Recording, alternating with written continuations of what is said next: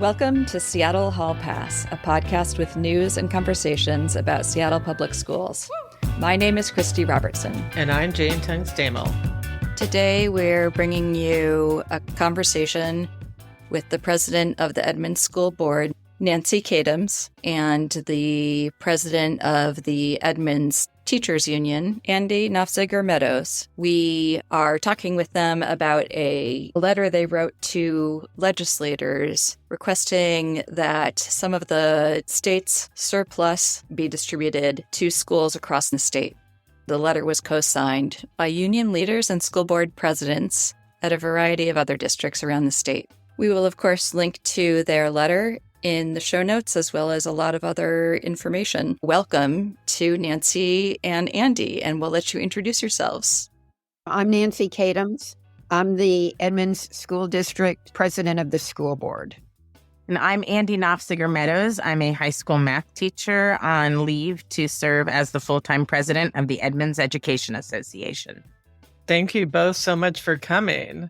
Christy and I have been doing this podcast since August, and we started off focusing on Seattle Public Schools, but it's always been our plan to expand to anything of interest with public schools in the Puget Sound region and beyond. We thought it was interesting that you were working together as union and school board, so we're excited to hear from you. And we thought that we would start by asking you guys to sum up for our listeners what is in the letter. So this is a collaboration that we did with school board presidents and local WEA presidents across the state. The letter has 3 parts. It has background about funding in the state. It has impacts that the current funding models have on districts across the state. And it has 2 proposed solutions, both a long-term solution and a short-term solution. There were folks from 18 districts across the state, little to big, north and south, east and west, who co-signed this with us. We as a group represent over 30% of the Washington State students. In terms of background, we tried to help the readers and particularly the legislators understand what an urgent crisis there is that's going on currently in funding in the state. And we gave numbers as to what kind of budget deficits we had across the state last spring, which includes Seattle at $131 million, North Shore $21 million, Spokane $16 million, Edmonds had $15 million.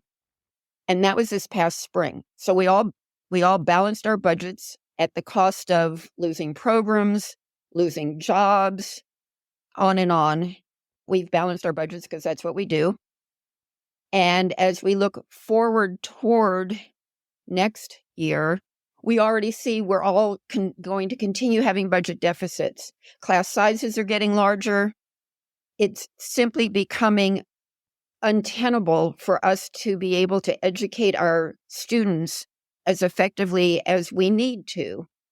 And part of the problem, or a large part of the problem, comes from the funding model that's used, which is called the prototypical schools model.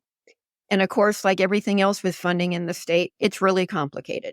But basically, this is a model that gives formulas for how many full-time equivalent staff in each category will be given to each district based on student enrollment. So, for example, paraeducators who are key to helping teachers, helping kids in all kinds of individual learning situations, group learning situations, helping when there's a disruption, all of those sorts of things. The state literally funds 1 per 427 of our elementary to general education students, 1 paraeducator. That's the equivalent of an entire elementary school having 1 paraeducator. I mean, in Edmonds, we hire 120 paraeducators over and above what the state provides us. We hire twice as many people who we call education support associates that are counselors, occupational therapists, physical therapists, speech pathologists, nurses, etc., as what the state funds. Now, a lot of people think they solved the problem when they did the McCleary decision. And this is what we really have to work with legislators to understand.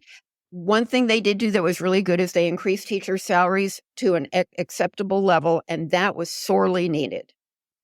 But at the same time, they created legislation that has hampered us and really hurt us more in terms of our budgets. One of the things that they did is they put a cap on local levies. So what any district can actually collect from our taxpayers is less than what our voters have agreed that we can take from them. That's just one example. We have unfunded mandates. We have a lot of parts of special ed that aren't funded. We have seen in the press decreasing student enrollment as part of the problem. The federal and state pandemic era support money is going away, but we still have all those impacts, and kids are different now than they were before that. The budget deficits that we're looking at for next year and beyond continue to be high. And I should add, there was a study done by a very reputable group, the Education Law Center in 2022, that graded all the states on funding, and Washington earned a grade of C for funding level, a D for funding distribution, and an F for funding effort. I think we can do better than this. What Andi and I and all of these other co-signers have suggested are two really reasonable and fairly simple solutions. For the long-term solution, create a task force to study our funding model, study what other states are doing in terms of their funding, and throw out the prototypical schools model, which they just keep tweaking. The prototypical schools model was created in 1995 and never really represented reality, and come up with a more reasonable, up-to-date model, something that really will serve our students and schools well, and acknowledge that they will follow the recommendations of that task force. I've talked to legislators, and that would require a bill for them to do. It wouldn't be expensive. It's something they've done before in terms of creating a task force. Our short-term solution is based on two pieces of data that we found. One is 44% of the state overall budget goes to public education. Okay. Secondly, there is forecasted a $1.2 billion surplus. Okay, that hasn't been yet decided how it will be used. It's over and above what's already been laid out. So what we're asking is for 44% of that to keep proportionate to what they've been funding for public education and distribute it to the districts based on student enrollment. So when you take the number of students and put it into what 44% of 1.2 billion is, it actually comes out $500 per student. To give you an idea of what that means for a district, for Edmonds, that would come out to $9.5 million. The last I heard, we had an $11 million projected deficit for next year, over and above all the cuts we've already made. I think Seattle has around 48,000 students right now, so that would be like 24 million.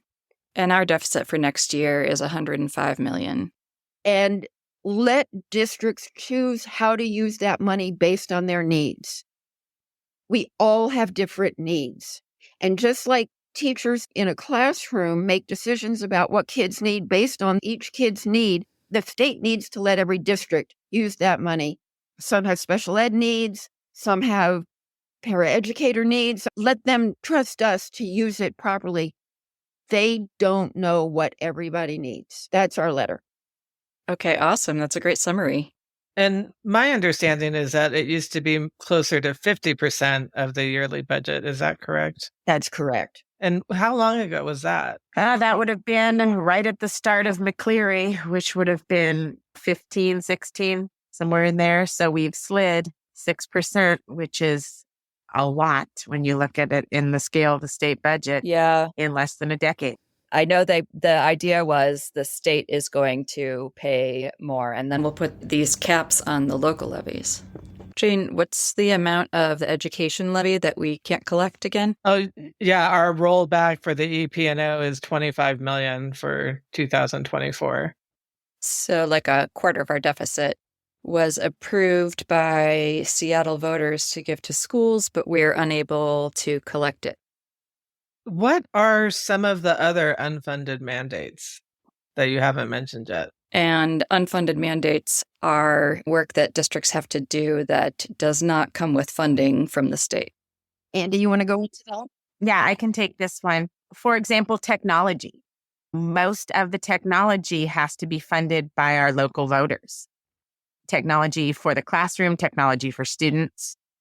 It's almost 2024. That should be part of basic education. The state also doesn't fund the 24 credits that students need to graduate. They have not updated their funding formula to the amount of teacher time that's needed for high school students to earn 24 credits. And those are just some of the basic ones. When we look at the needs of students post-COVID and the amount of mental health support students need, sometimes physical health supports, and then some of the behaviors that we have not seen before that we need some professionals to help us manage. It's a different world in schools right now post-COVID, and the funding formula does not reflect that. And I'll add an unfunded mandate that's just been proposed in the governor's budget. Love Governor Inslee. I've been a huge fan of his. I think he's done great things for the state. I have to just say I'm very unhappy with what his office is saying is an investment in education. But an obvious unfunded mandate is they're wanting to, and it sounds great, add $3 per hour for paraeducators. Absolutely. We've already done it. Most large districts already pay our paras more than and not as much as they should because they're amazing, but more than what the state requires. But the number of paraeducators that we hire over and above what the state funds, we're going to have to cover. Now, that won't be a problem for us so much because we already give them a salary that is probably higher than what the state is going to be requiring. But when you think about districts across the state who aren't yet there, they're going to have to find the money to raise the salary for all their paras who aren't funded by the state. That's all the paras for categorical programs, special ed, lab, title, etc., and all the paras they hire for general ed over and above, the one per elementary school. Unfunded mandate. The state saying you must pay them. Well, they're not saying you must, but I don't know of a district that would pay one group of paraeducators one salary because the state covers that and others not. You don't do that. That's not humane. That's not appropriate. I was in a meeting over the weekend. It was Jerry Paulette, one of his town halls, and one of the school board directors from Shoreline mentioned the same thing, the paraeducators. So we might have 10 paraeducators at a school, but the state's only funding one. And so then that unfunded mandate for the other 9 paraeducators. And then she also mentioned that because the paraeducators are on the same bargaining unit as many other jobs, that then you'll have to do an additional $3 an hour for all of those positions. Is that correct? Yes, of course. And yes, it would be part of bargaining, but it's also humane. You don't need bargaining to know what's right for people.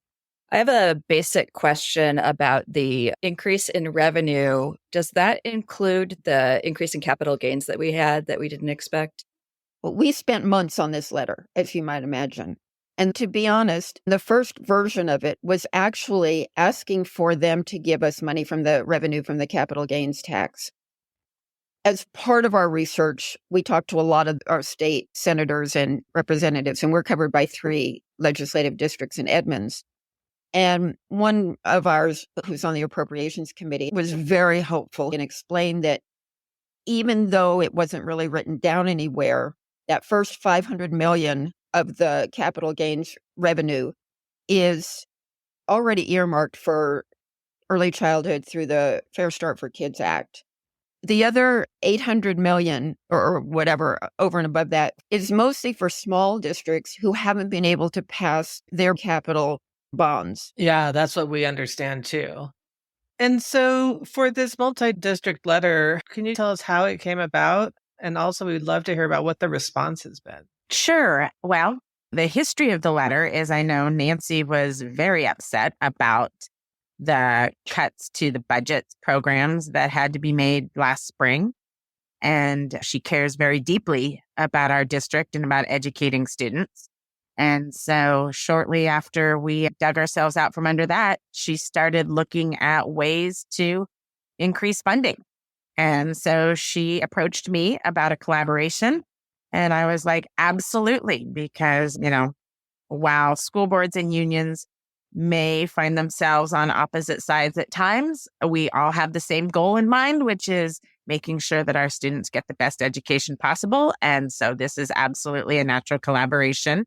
Nancy did a lot of homework on the letter. And then once she had a draft, we started working on it. And we came up with a list of about 10 districts in our area we wanted to reach out to about signing on. We were going to start small. We did not envision that this would grow to what it had when we first started talking about it. But momentum picked up.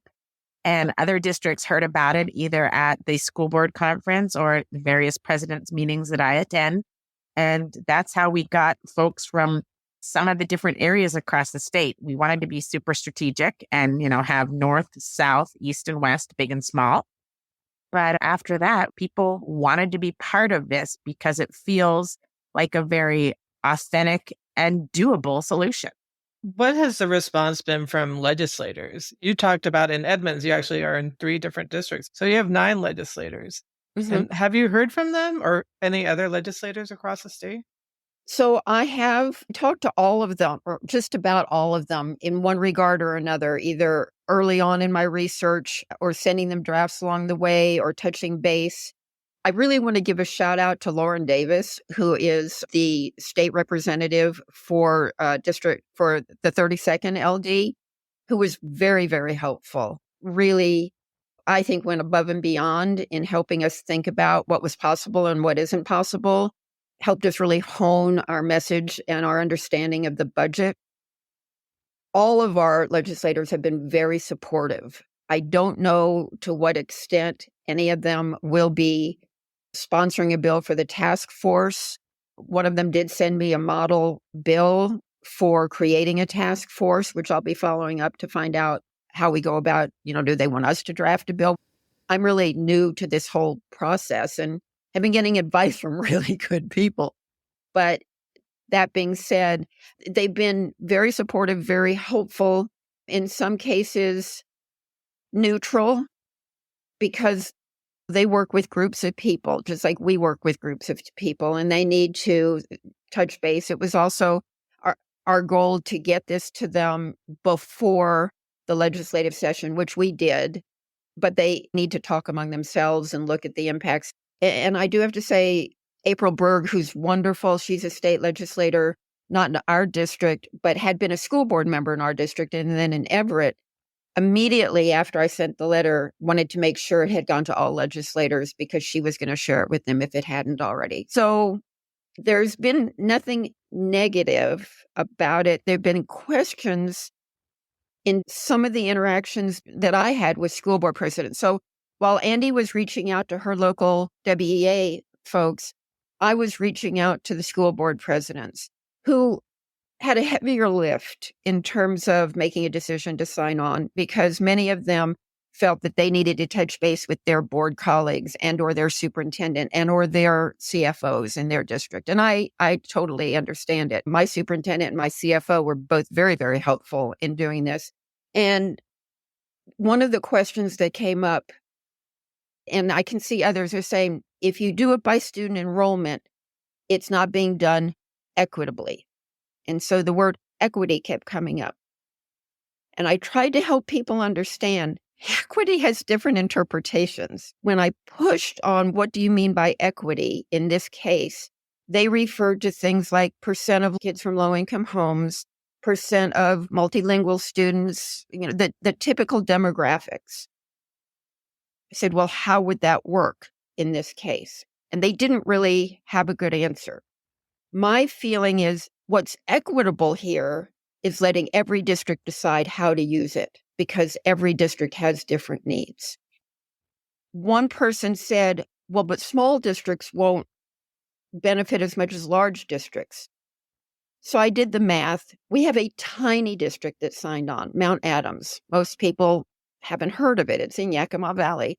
I met the school board president, Larry Garcia, at the WASDA conference, the school board directors conference. Wonderful, wonderful gentleman. He loved the idea, signed on. They have 889 students. So I did the math for his district. It came out $445,000, which is 1.7% of their budget. For the Seattle schools, it comes out 2.2% of their budget. That's not a big difference. I know Mount Adams would love to get $445,000 and use it the way they need it, which I'm sure is different than the way Seattle needs it. Yeah, I guess the way I saw your letter was right now it pretty much is distributed by student count to some degree, and you're calling for a new formula to be developed. In some ways, I'm amazed that they haven't started that process yet, because I've been hearing for years them saying that the formula is problematic. So that's how I saw it, was a quick fix, and let's all actually commit to developing a new formula. Thank you. You said it very well. And we have heard that argument about equity, and what my response is as a public school parent who sees all these reductions. We might not have the perfect solution, and if we don't all come together and ask for it, then we get nothing, and that is not helping any of these populations that you're concerned about. I guess one thing I'm thinking on equity is that doing that piecemeal is part of what's the problem. And redoing the formula to make it be more of a student needs-based formula is a better way to try to tackle that. And so, yeah, I guess what are your thoughts? Is that how you're thinking about it? Well, I think that it's very complicated, as school funding is. And so I think that's the long-term solution, is studying and seeing what pieces need to go into a new funding formula in order to create equitable funding across our state. To just choose one or two is probably too simplistic, and we need to really have a chance to model them out, play them out, and see how it works out before we land on anything, which is why the importance of the task force. And so for now, we want the simple fix of the 44% of the surplus based on the per pupil funding, so that everyone gets something, because we all have needs and we all can figure out where our greatest needs are and where we want to focus that money. Well said, Andi. I completely agree. I would like to clarify. We're not saying this is a one-year solution. We're saying this is the solution they need to use until they fix the funding model.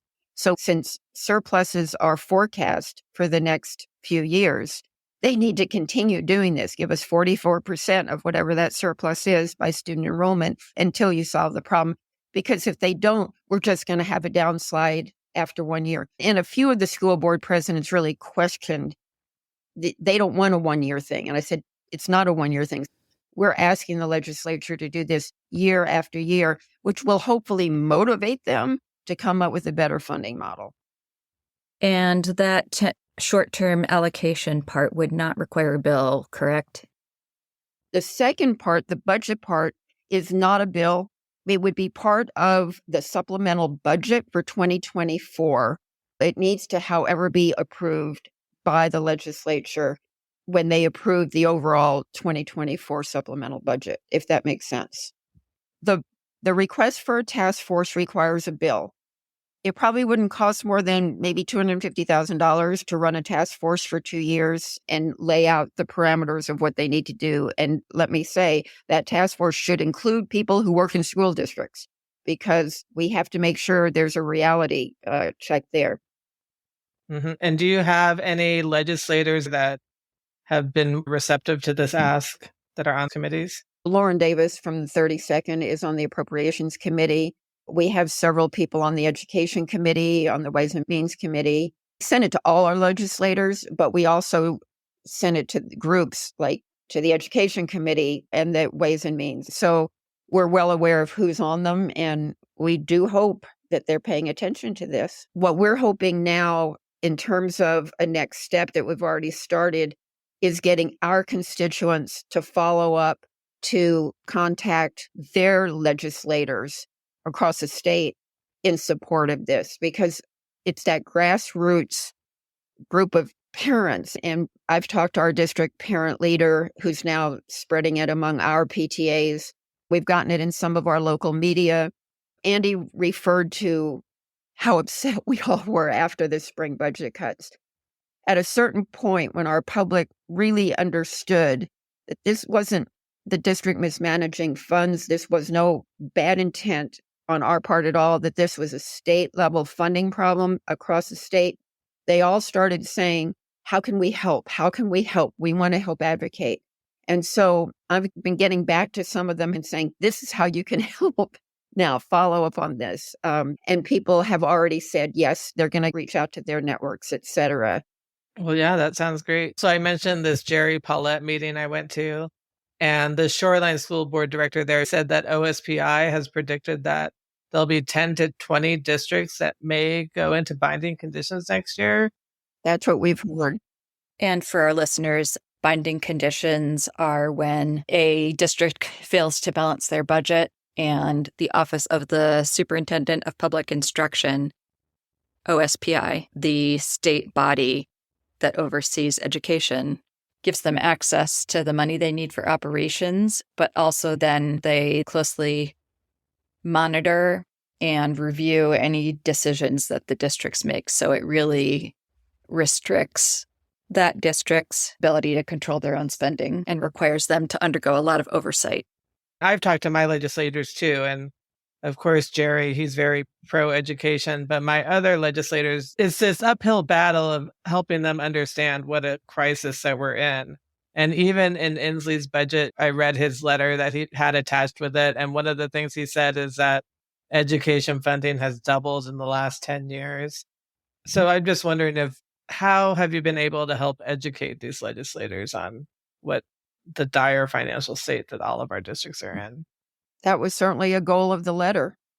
So we just hope that the advocacy that we're doing will start the legislators understanding that, yes, they have given more money, but inflation has gone up more than the amount that they're giving us. Our costs have gone up. The needs of the kids have changed since COVID. That we need far more behavior and mental health support than we needed before, and we're not seeing that get better. I hope it's getting somewhat better, but it's a slow process. These kids had 2 years of very little socialization. That, yes, they have given more money, but it's not meeting the needs and it's not appropriated properly. And so just to close, if our listeners want to help with this effort, what do you recommend that they do? Contact their legislators, reference this letter, and tell them they support these two solutions that are proposed. A legislative session opens in early January. It's a short session. It goes quickly.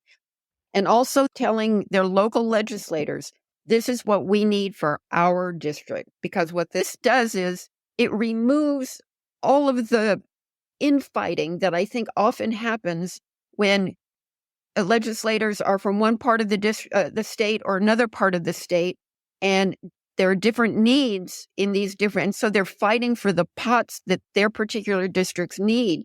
But what we're saying is, you don't need to fight for that. Let it go so that everybody has money to use as they need, and it's not putting the benefit or the advantage to any one type of district or another. Okay, well, great. Well, thank you both so much. Thank you for talking with us and for sharing this with your audience and anybody who's interested in public education. Yeah, thank you for caring and advocating. It's so important to have a whole community supporting our schools and our students and our educators. And that concludes this episode of Seattle Hall Pass. Show notes are available at seattlehallpass.org, where you can subscribe or donate to support our podcast. You can also email us at hello@seattlehallpass.org. I'm Christy Robertson. And I'm Jane Tungstamel. We'll be back with more episodes soon, and we hope you'll join us next time on Seattle Hall Pass.